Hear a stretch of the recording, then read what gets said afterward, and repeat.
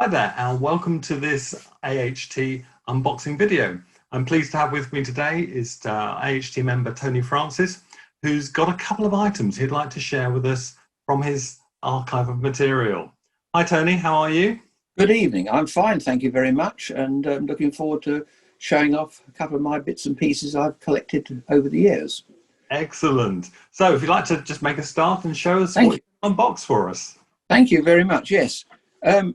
It took me a while to remember who gave this to me, but I think it was a transport journalist called John Park who worked for Modern Transport, and a guy who greatly influenced me in my interest in all forms of transport, but in particular aviation.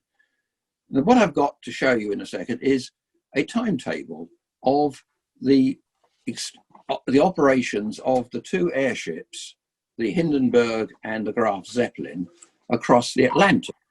The Hindenburg working to North America and the Graf Zeppelin working to South America.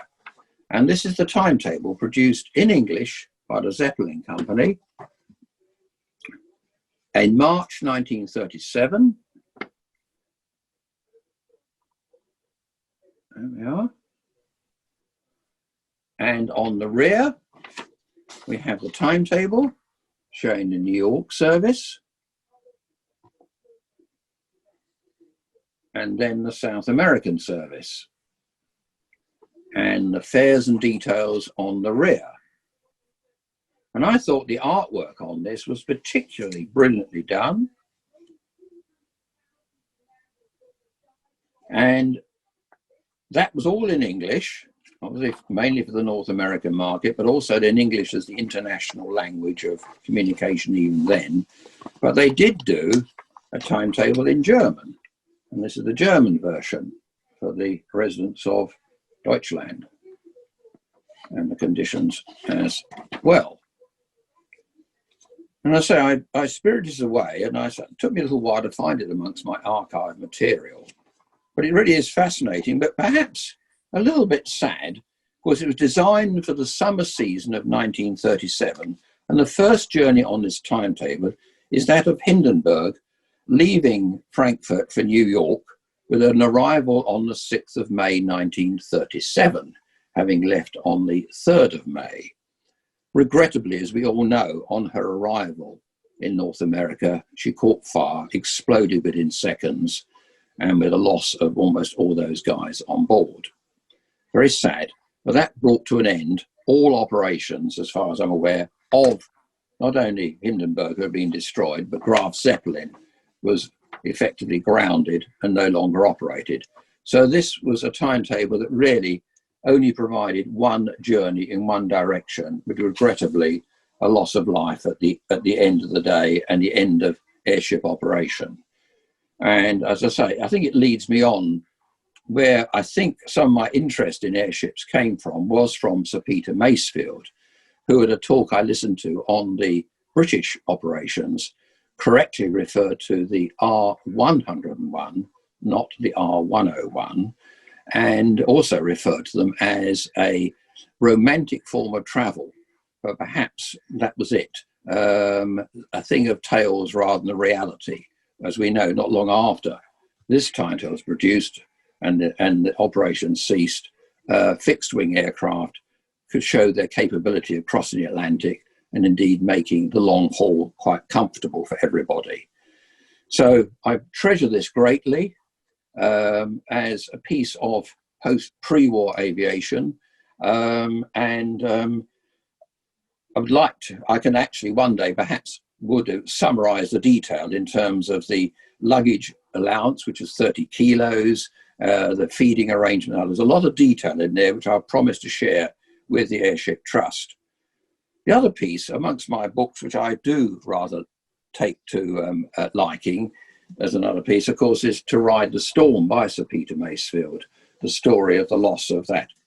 Talking about disasters, most airships seem to regrettably end in a disaster, or at least the story is. But that was a great book by a great chap, and also another guy who I admire, because Sir Peter Masefield, not only an aviation journalist, an aviation operator, an aviation engineer, also became for a time chairman of London Transport. And he was much admired by the officers and staff of that organisation, and obviously had the skills to transfer happily from one form of transport, aviation, to ground transport. And in talking tonight, this reminded me of a little document he produced called Accuracy of Expressions. He was so concerned about some of the draft correspondence he was asked to sign about the inaccurate use of the English language, from split infinitives to the wrong use of words with the wrong meaning in certain areas. He produced a 4 or 5 page summary of where errors have been made and what he saw as a better, or if not the correct, way of using words and phrases and terms. S came out this evening. I will go and find this document and dispatch it to the trust, because it's a piece of work which really is the accumulation of Sir Peter's experience in journalism and in management over 4 or so decades. And it was another way of ensuring, I think, continuity across in correspondence, as a way of avoiding error, misinterpretation of instructions, etc., which of course in the worst case can cause enormous disaster. So it's interesting how people and objects come together.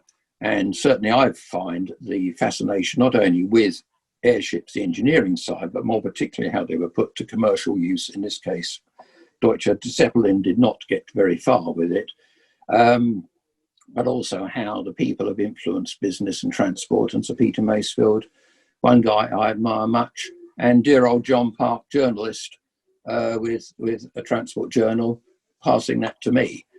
One day I'll pass it to a museum or even to the trust, in fact, to the trust, when I feel it could be given a good and permanent home. Well, that's my story for the moment. Thank you very much indeed. Thank you so much, Tony. That was absolutely fantastic. I like you, I met Sir Peter once at my very early sort of AGMs I went to. And again, to actually meet the man who was at the time our president. Yes. Again, it was, and when I was a child or a teenager, that was the only book I could get my hands on from the local library.